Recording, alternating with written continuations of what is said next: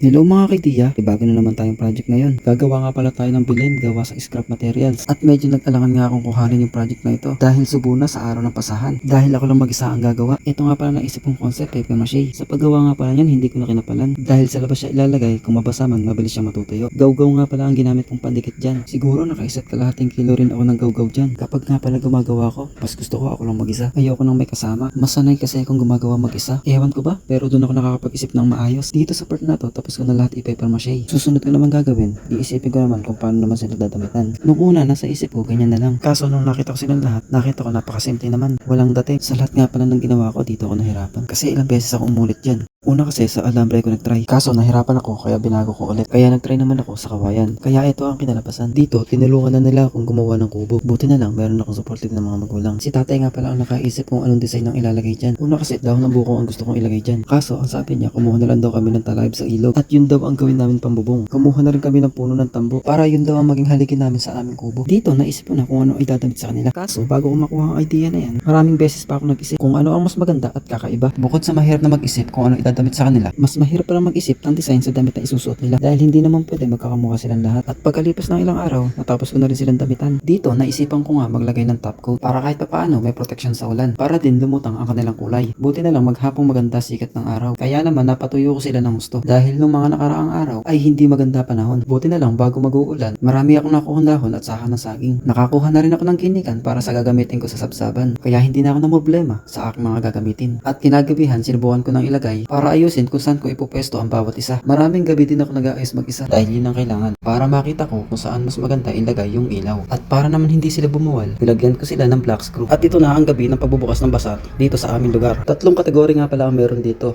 May Belen, may Parol, at Christmas tree. At talaga namang makikita mo na nagbigay sila ng oras at effort sa kanilang mga gawa. Bukod dito, makikita mo ang mga tao na masasaya sila sa kanilang nakikita. Pero wala nang higit na sasarap sa pakiramdam kapag naririnig mo yung mga tao na pinupuri ang iyong gawa. Doon pa lang panalo ka na. Kaya isang karangalan para sa akin na makasali sa kompetisyon na ito. Dumating na nga ang oras na kung sino ang mananalo.